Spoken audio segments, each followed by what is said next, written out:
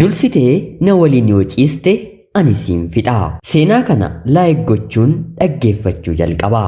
Sagaleen kiyya utaalloon na qabee xiqqoo furdachuu waan fedheef na of kolchaa isiniin jechuun barbaada. Kallachumaan gara seenaa obboleettii keenyaa har'aatti.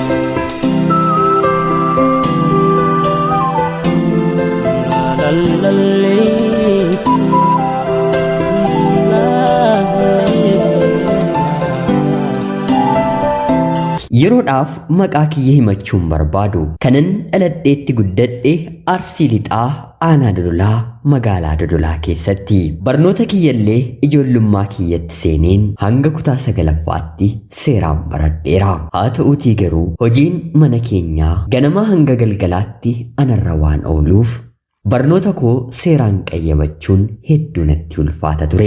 Sababa kanaaf kutaa 9ffaa akkuman gaheen barnoota nan kufaa. Ergan kufee booda irra deebi'ee barachuurra biyya hambaa deemeen jireenya kiyya jijjiiruu nan qaba jedheen maatii kiyya haalan gaafadheen isaanis firii barnoota koo hubatanii haala naaf mijeessanii gara Dubaayitti tarkaanfii nan taasise. Manni maadaamina qunnamees kan obboloota koo gara biraan wal bira qabamee yeroo ilaalamu homaan jedhu gaariidhaa ramaddii jedhu argata.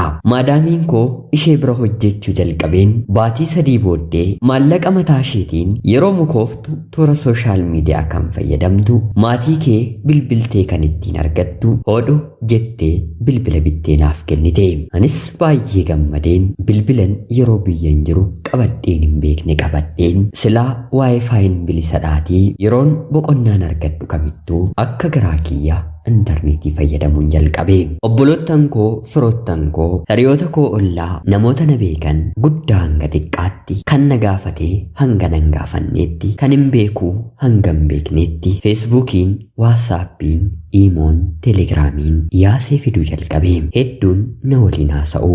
Anis maali mandarri kuni jedheen ho'iseen hunduma waliin haasa'u jalqabe. Booddeerra garuu kan anaan yaadee na dubbise otoo hin taane kan ani yaadee dubbiseerraa jaalalli na qabe.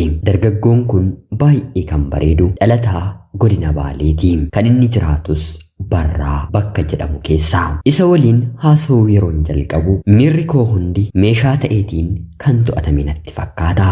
Otoonni na waliin taphatu nama biraa haasofsiisuun otoonni onlaayinii irra jiru ani bilbila cufachuun qaanii sodaa gaabbii ta'eellee natti mul'achuu jalqabe. Inni jiruu masaa ganama ka'ee nagaa na gaafata. Anaan garuu jaalalatu dursee na keessa seene.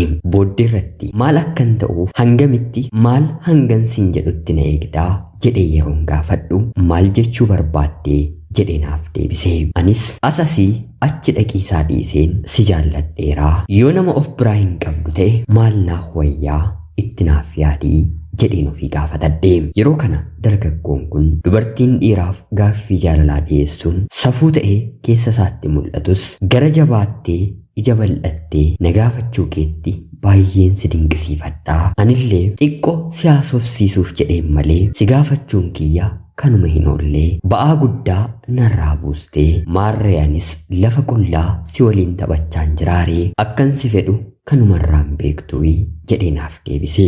Anis baay'een gammade. Riyaa jaalalaa kan jalqabaa kan jireenya koon argadhe. Jaalallee kiyya kan jalqabaa kanatti maxxanneen ta'e kan inni na jaallatuun olutti anatu isa jaallataa. Jaalalli jalqabaa gaariidha jedhanii ijoollummaati immoo hangafoonni keenyi gurra nu buusaa waan guddanneef anan dhabuu yoo hin feene niikaa dafinaa fidhii jedheen isa gaafadhe. Innis afaan biraa na jala hin deebisne.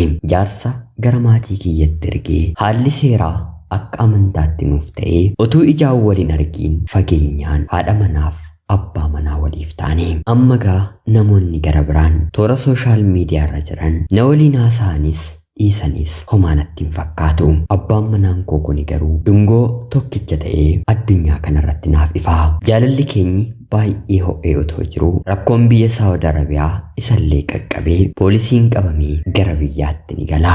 Erga kanaanis deebitee dhufuurra anumti maallaqa siif ergeen biyyatti hojjedhu jedheen maallaqa waggaa 1 fi baatii 5 dalage karaa baankiin ergeefi.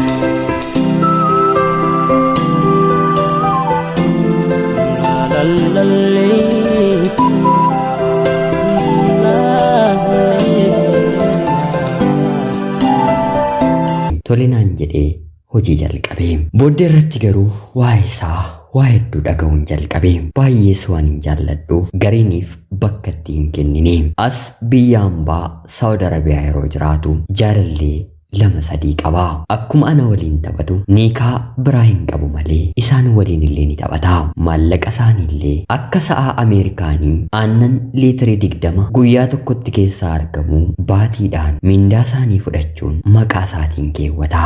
Gara biyyaatti galee baatii 9 yeroo guutu kana durallee gaa'ela akka inni qabu ijoolleellee akka horateeru maatiin kiyya natti himanii. Anis yaa Rabbii kan namaa kan maatii koo maal jedheen soba jedheen gurra koo bira dabarsaa maalinni kun yaa abbaa manaa koo jedhee yeroon gaafadhu maatiin kee ani gara biyyaatti waantan dhufeef maallaqa isheetu gargaara jedhanii waan yaadaniif na hin jaallatanii walitti nu buusuuf gargar nu baasuuf humna kee barbaadanii jecha kana siif qoodanii kunoo sa'a barbaadde irratti anaaf bilbila siif hin kaasaa kan jaartii qabu akka naaree jedheen amansiise. Yeroon bilbiluu fi haala kamiin akka inni itti na taphachiisu hin beeku. Sa'aatii kamittiyyuu narraa kaasee bifa jaalalaan ana waliin taphata. Booddee irratti garuu haati manaansaa bilbila kiyya argattee karaa waatsaappiitiin dhufuun suuraa ijoollee ishee kaastee kan abbaa manaa ishee waliin bara kam akka wal fuudhan 1-2 hiiktee natti dubbatte. Kana dura gurra koo amanuu dadhabeen yeroo kana garuu ijji kiyyas gurri kiyyas walii galanii abbaa manaa koo kana jibbanii. Anis nagaatti jedheen waa hundaan bilookki isa godheen ofirraa gaggeesseen jireenya koo jalqabee. Haa ta'uutii garuu baatiiwwan booddee gara kootti deebi'uun maaloo si balleesseeraa dhiifa manaaf godhii haadha manaa kiyya ishee kana dhiiseen si waliin jiraadhaa ati baay'ee naaf yaaddaa baay'ee naaf taataa jedhee yeroo na gaafatu haadha ijoollee kee bakkeetti dhiistee ana waliin jiraachuu fi anaan illee warakkan dhiisne wabii maaliin qabaa kanarra immoo dubartiif hin yaaddu kan jedhe siitiif eenyudha ati anaaf kanaan booddee dhadhaa abidda buutee jedheen ofirraatii galagalchee. Haati manaansaallee yeroo waa'ee kiyya bartetti adaraa ijoollee koof jedhiitii abbaa manaa kiyya naaf dhiisii jettee na kadhatteetti. Dhugumadha guddachuu ijoollee abbaas haadhas malee nama beekutu beekaa. Erga kana jireenya maatii kana keessaa baheen aariin sammuu kiyyallee tuqee mana maadaamii gaariitiillee bahuun bakkee kireeffadheen hojjechaa jiraachuun an jalqabee. Guyyaa tokko hojjedheen galaa otoo jiru dargaggeessa Oromoo tokko waliin daandii irratti wal barree afaan walii waan beeknuuf nagaa wal gaafannee eessaa akka dhufne walitti himuun bilbilallee wal jijjiirree haasoo waliin eegallee. Naannoo baatii tokko midhaaniif bishaan malee afaan gogaatiin waliin haasofne. Ani abbaa manaa kiyya dhabee waan hin jiruuf sin jaalladha jedhee gaaffii jaalalaa hanga inni naaf dhiyeessutti ariifadheera. Haa ta'uutii garuu baatii tokko eegeen na gaafachuu yeroo inni didu riyaasaa waliin oolanii tokkotti siqeen baay'een akkan jaalladhuuni. Haa ta'uutii garuu na gaafachuu akka inni dide gara jabaadheen immoo gaafachuu akka hin dadhabin itti hime. Haa ta'uutii garuu hiriyaansaa amma inni jaalallee siin qabu jaalallee isaarraa gargar bahee jira. Dhuguma kan isa jaallattu yoo ta'e anatti dhiisii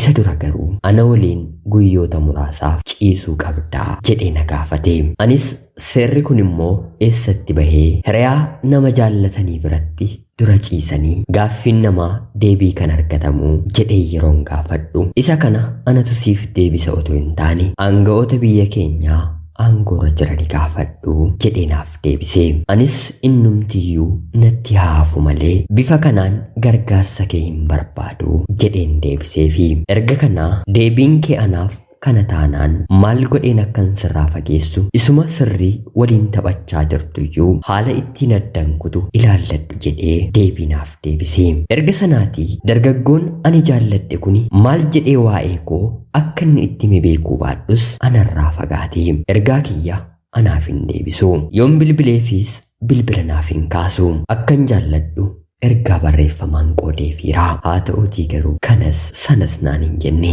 callisuunsaa jaalala isaa natti hammeesse.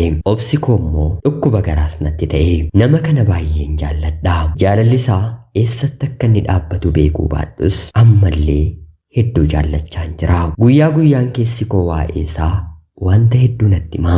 Eessaan akkan fiduun haala kamiin akkan harka kootti galfadhu garuu anaaf hibboodha. Hibboo yoo jedhamu hibba ka jedhama mitiire hibboon koo anaaf kana. Isin immoo hibba kanaan jedhaatii deebii hibboo koo rakkina koo naaf barbaada. Gurbaa kana of jala dabarsuu hin barbaadu. Lubbuu koo oton dabarsee kennee fi anaaf homaa miti. Tarii maal taatee dhiira sin jaallannetti akka nama raattaa naan jechuu ni dandeessu. Haa ta'uutii garuu jaallatu na maraache. Waa'ee jaalala keessatti maraachuu immoo kan jaallatee maraate qofatu beeka. Kanan si jaalladhu akkan si jaalladhu kan beektu biyya Dubaayii keessa kan jiraattuuf ulfaadhaa nagayaatti galatoomaa.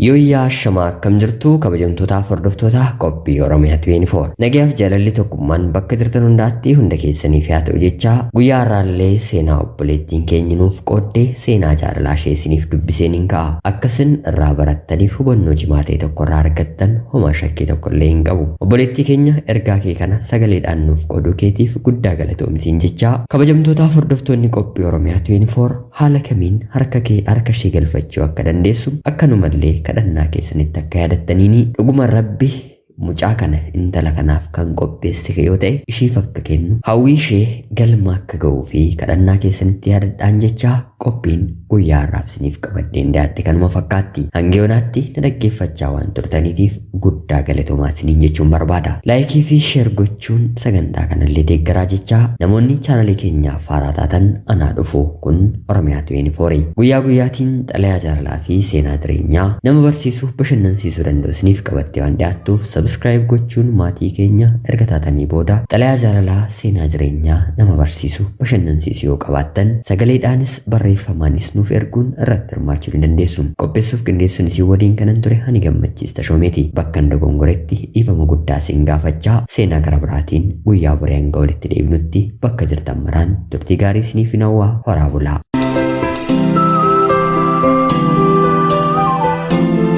La la la la.